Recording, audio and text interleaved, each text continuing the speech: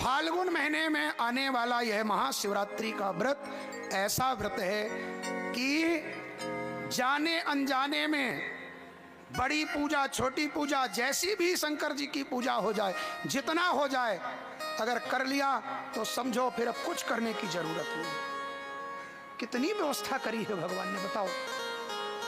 साल में एक दिन, पर अब क्या करें, एक दिन भी कई लोग नहीं रह पाते ना। एक दिन का व्रत, महाशिवरात्रि के व्रत में कहा गया कि जब सुबह आप उठें तो सबसे पहले संकल्प कीजिए।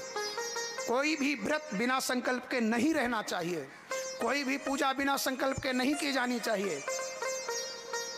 अगर ब्राह्मण देवता उपस्थित हैं तो ब्राह्मण देवता तो संकल्प करा ही देते हैं, पर अगर ब्राह्मण देवता नहीं हैं तो आप स्वयं संकल्प करिए। मंत्र नहीं आता तो भावों का संकल्प कीजिए। कुशा है तो कुशा चावल फूल लेकर संकल्प करो। हिंदी में ही बोल दो ना कि हे भगवान, हम आपका व्रत रह रहे हैं, आप हमारी मनोकामना को पूर्ण करना, हमारे व्रत को पूर्ण करना, आपके प्रभाव से हमारा ये व्रत निर्विघ्न संपन्न हो। और चावल फूल को भगवान में चढ़ा दो। चावल फूल कुशा नहीं है, थोड़ा सा जल लीजिए आचमनी में या हाथ में, दाहिने हाथ में, हथेली में, और फिर अपनी बात कहिए, प्रभु आज हम महाशिवरात्रि का व्रत रह रहे हैं, आपकी कृपा हो, कोई बाधा न आए, हमें सामर्थ्य दो, हम व्रत रह पाएं। और भगवान शंकर के पास छोड़ दो।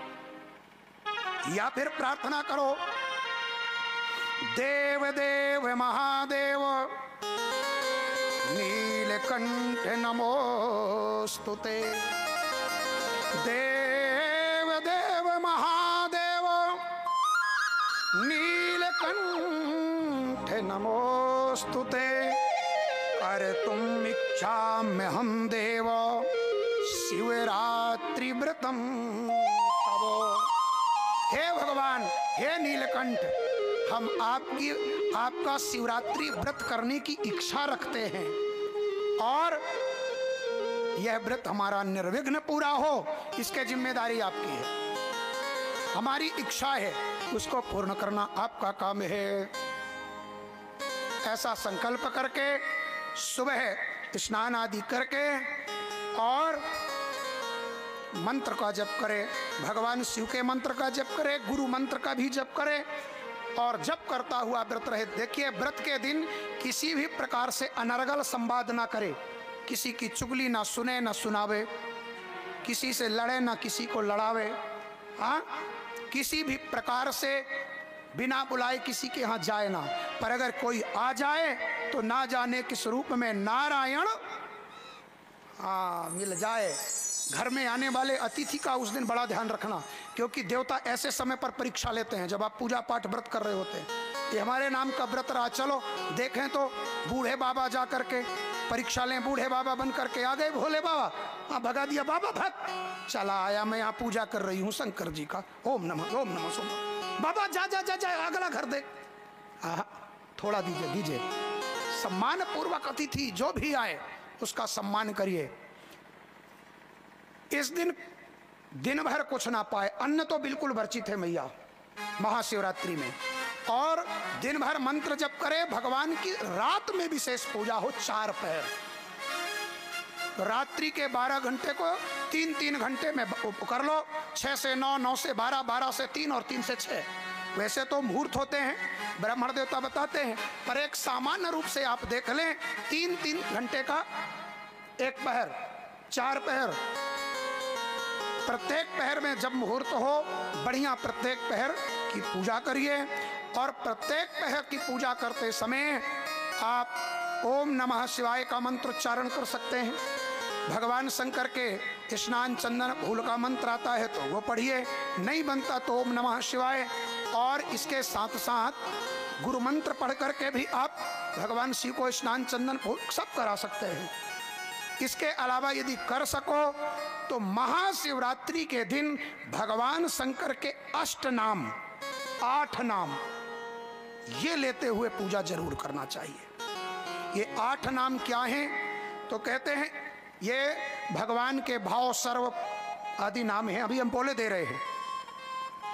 इनको ऐसे नहीं लेना,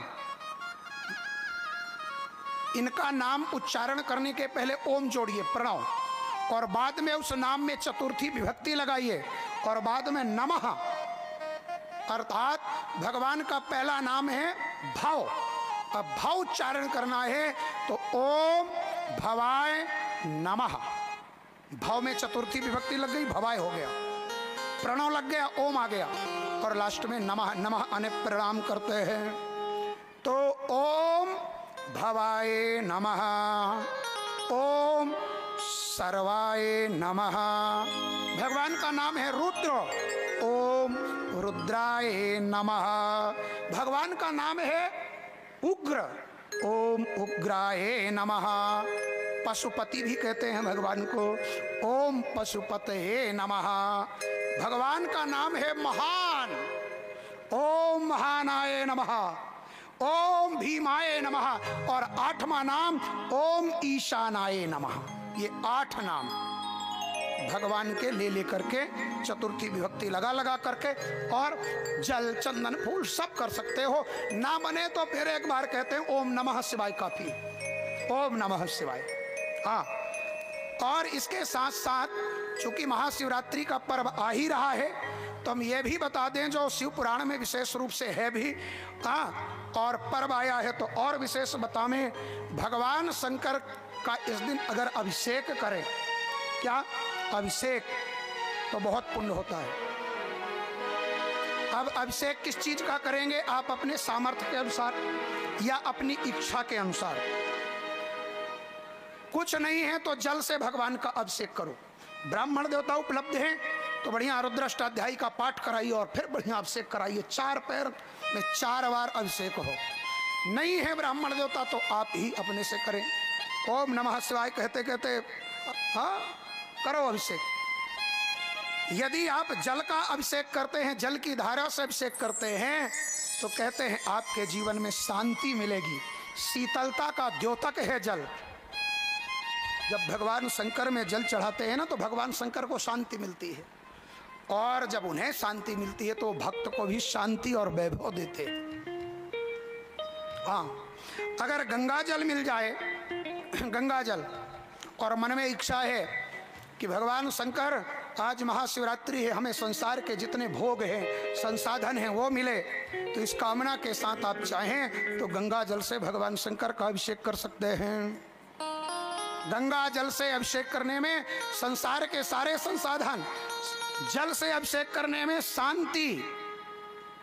और इसके बाद अगर कोई बच्चा ठीक से पढ़ता नहीं, उसकी स्मरण शक्ति कमजोर है, या घर में, तो कल महाराज जी बात कर रहे थे सास बहू, सास बहू, हाँ, सास बहू सुबह से शाम तक अगर सास बहू को सांस ना लेने दे, ध्यान से सुनना, सुबह से शाम तक सास बहू को सांस ना लेने दे, और बहू चाहती है कि मैं आराम से सांस लूं, तो शंकर जी को बढ़िया दूध में क्या मिला करके, चीनी, शक्कर, और अभिषेक कर देना। सास मीठा बोलने लगेगी। बोलो ना हर हर महादेव।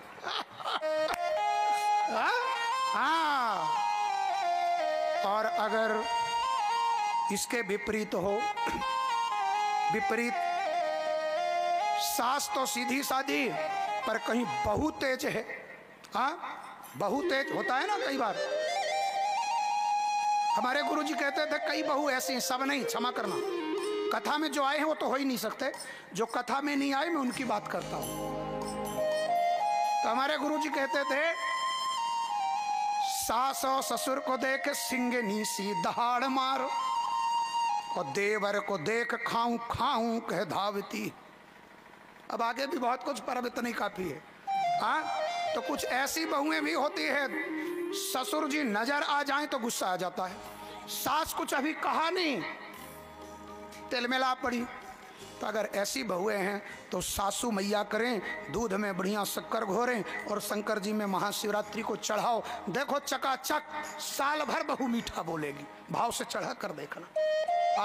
और महाशिवरात्रि को अगर विद्यार्थी जो अभी विद्याभ्यास कर रहा, पढ़ रहा है, नन्हे बालकों से अगर दूध का अभिषेक कराओगे शक्कर मिला करके, तो वह विद्यार्थी तीक्ष्ण बुद्धि का होगा, उसकी स्मरण शक्ति तेज होगी और वो संस्कारी भी होगा। हाँ, मैं ये संस्कारी शब्द इसलिए कह रहा हूं क्योंकि बच्चे पढ़ तो खूब रहे हैं पर संस्कारी नहीं हो रहे। और पढ़ाई का सार तभी है जब संस्कार आ जाए। संस्कार के बिना चाहे जितना पढ़ लो कोई मतलब का नहीं। और अगर कम पढ़े हो पर संस्कार अच्छे हैं तो ठीक है, कम पढ़ा लिखा ही ठीक है। हाँ हाँ, कहते हैं महाराज अगर आप चाहते हो संसार की सारी वस्तुएं आपको मिले, मैया चाहे हार तो हार मिले, हाँ, और वो हीरे की अंगूठी तो वो मिले, सब मिले, बढ़िया गाड़ी घोड़ा बंगला सब मिले, तो महाशिवरात्रि के दिन एक काम कर लेना, बढ़िया सुगंधित इत्र लाना और इत्र से भगवान का अभिषेक कर लो। थोड़ा महंगा है, हाँ, और अच्छा वाला इत्र लाना, अपने सामर्थ्य के हिसाब से लाना। इत्र का अभिषेक करने से भगवान संसार के सारे भोग साधक को देते हैं। हाँ, अगर आप चाहते हो आप निरोगी रहो, सुख समृद्धि घर में शांति बनी रहे, तो बढ़िया जाना और गन्ने का रस, गन्ना का रस होता है ना, गन्ने का रस निकलवाना साफ सुथरा, और उसके बाद गन्ने के रस से अभिषेक करना। वैसे तो कभी भी शंकर जी का गन्ने के रस से अभिषेक करो तो आरोग्यता देते हैं, शांति देते हैं, मन को शांति मिलती है। पर अगर महाशिवरात्रि के दिन किया जाए तो उसका करोड़ों गुना ज्यादा पुण्य मिलता है। गन्ने के रस से अगर हम भगवान शंकर का अभिषेक करें तो क्या मिलेगा? सुख समृद्धि और अच्छा स्वास्थ्य मिलेगा।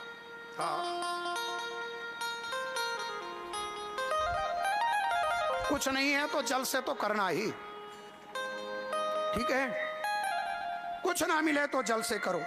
दूसरा, शंकर जी को नित्य चावल चढ़ावें, चावल वही अक्षत वाला। लेकिन अब चावल इसलिए कह रहा हूं क्योंकि आप अक्षत कई बार नहीं समझ पाते कई लोग, पर सही नाम उसका अक्षत ही है, चावल नहीं है।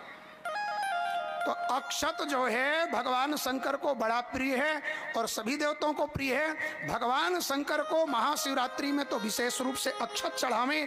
घर से कभी लक्ष्मी मैया जाएंगी नहीं, हमेशा लक्ष्मी आपके घर में विद्यमान रहेंगी। और भगवान शंकर को ना ये अरहर जो होता है, अरहर जिसे राहर कह देते हो सीधे, तो उसके पत्तों से झांकी तैयार करो। भगवान शंकर बड़े खुश होते हैं, बहुत खुश होते हैं।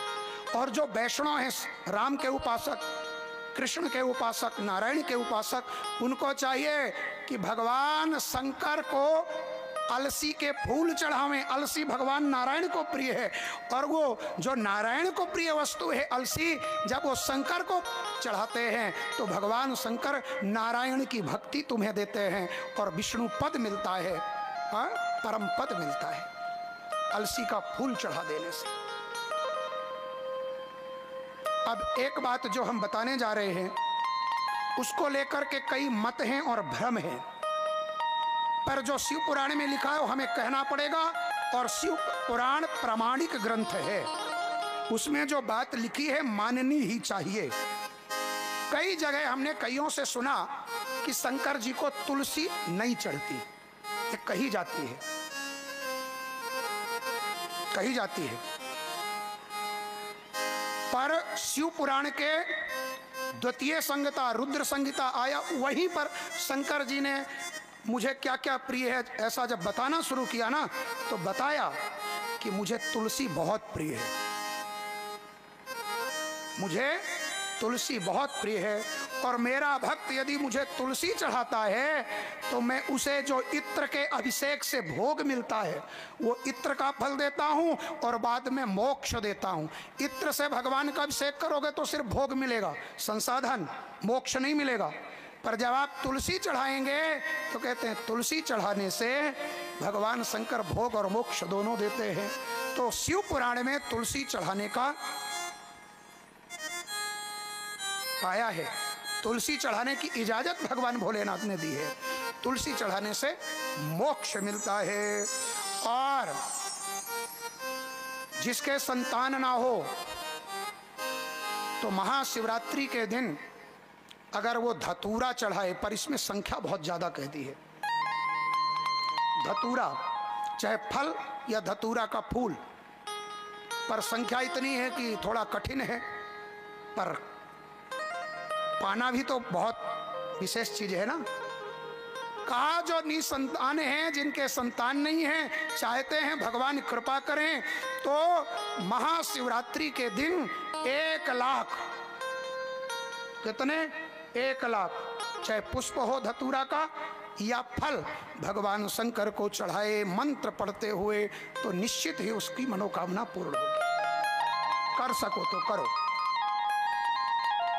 भगवान शंकर को शमी भी बहुत प्रिय है, वह मोक्ष देने वाला है, अस्तु ये चढ़ाया जाना चाहिए। इसके साथ साथ भगवान शंकर को काली तिल, काली तिल बहुत प्रिय है। काली तिल शंकर जी को रोज चढ़ाओ। हाँ, तिल आपके घर में शांति समृद्धि लाता है। काली तिल चढ़ाया जाना चाहिए। महाशिवरात्रि के दिन 2 चीजें विशेष रूप से चढ़ाने का विधान है, ये ध्यान से सुने माताएं। अभी जो हमने बताया ये तो हम रोजमर्रे में चढ़ाते हैं, रोज की पूजा में चढ़ाते हैं, पर भगवान शंकर को महाशिवरात्रि के दिन पहला बेर का फल और दूसरा क्या, गेहूं की बाली, ये चढ़ाई जानी चाहिए।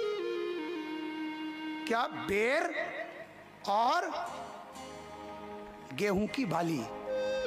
हाँ, इन दोनों की चढ़ाने का पुण्य भी बताया।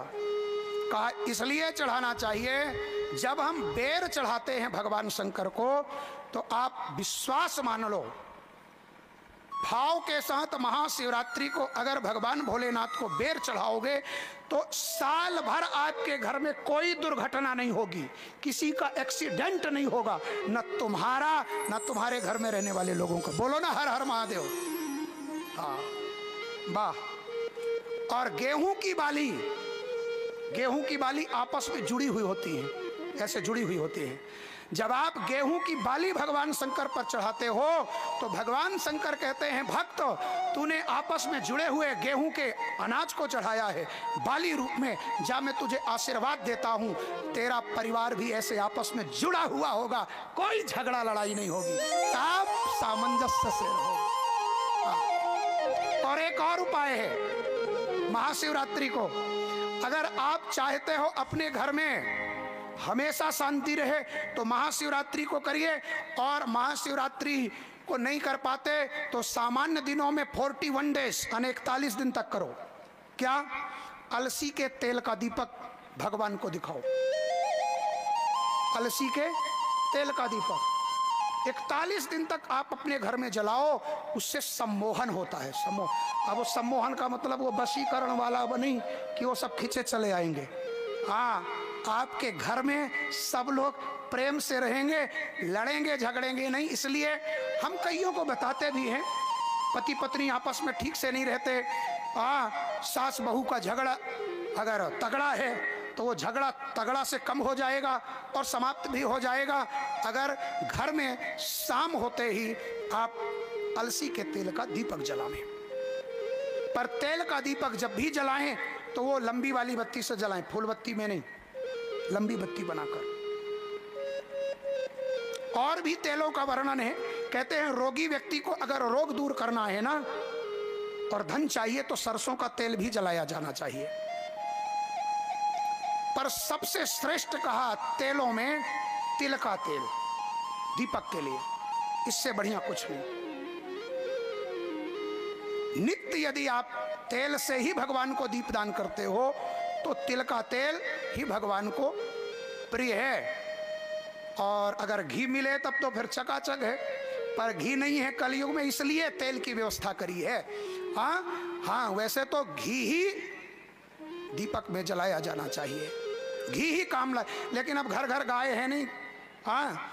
और जिन्होंने घी की व्यवस्था भी करी है उनके यहाँ भैंस है, तो भैंस का एक हम कह दें, पूजा में ना तो भैंस का दूध उपयोग में लाया जाता है और ना ही घी उपयोग में लाया जाता है।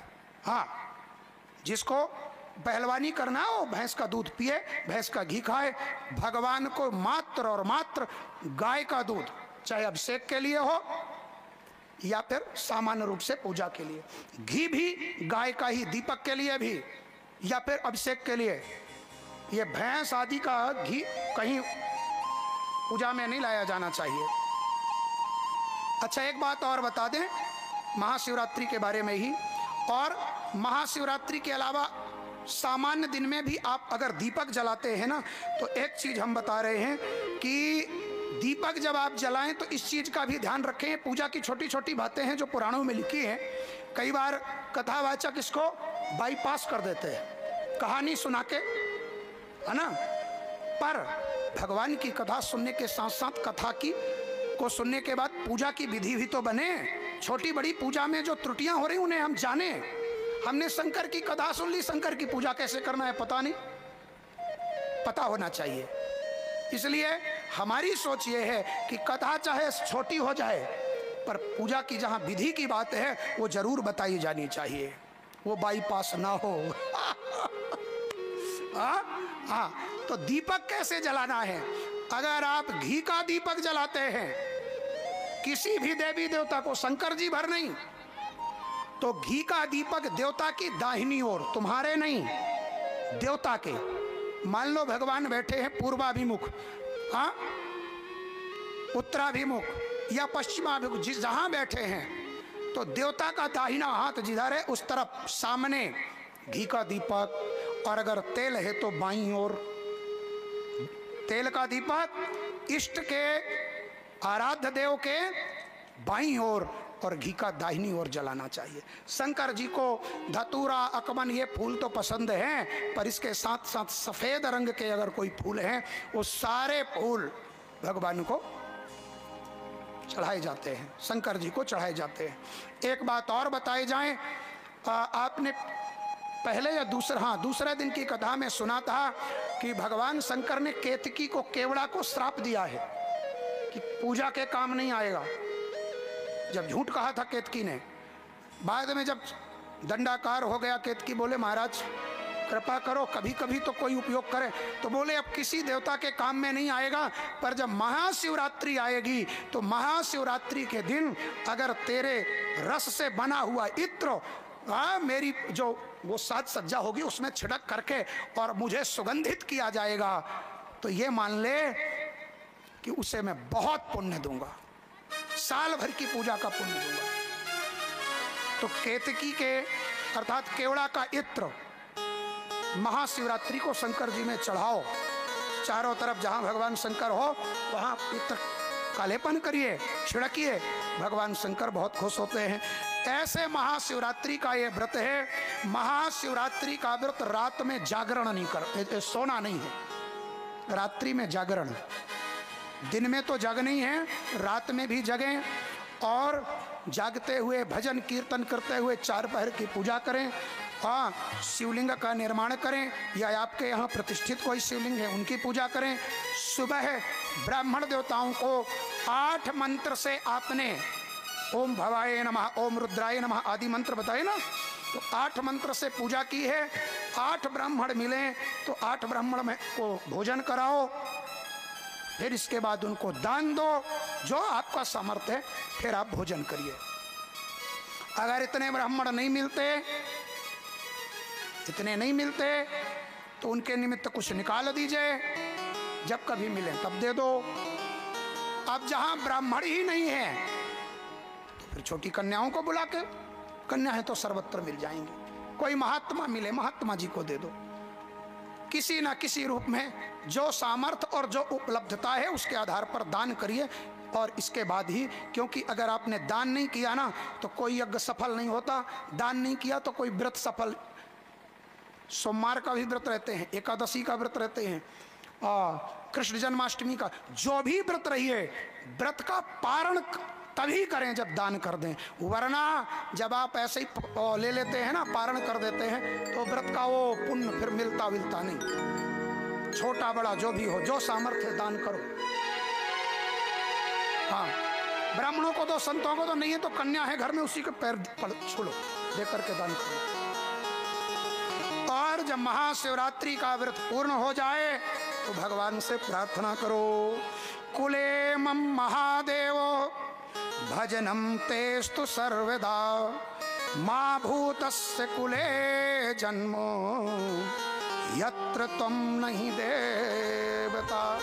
हे भगवान शंकर, मेरा हर जन्म में जब मैं जन्म लूं तो उस कुल में जन्म लूं जहां आपकी पूजा होती है। जिस कुल में आपकी पूजा नहीं होती, जिस कुल के लोग, जिस परिवार के लोग आपकी पूजा नहीं करते, मैं कदापि उस कुल में जन्म ना लूं। इस तरह से प्रार्थना करते हुए भगवान शंकर के प्रति अपने समर्पण के भाव पैदा करें और भगवान से प्रार्थना करें। आइए थोड़ा सा हम भी महाशिवरात्रि का पर्व आज ही है ऐसा मानकर भगवान से प्रार्थना करते हैं भाव के साथ।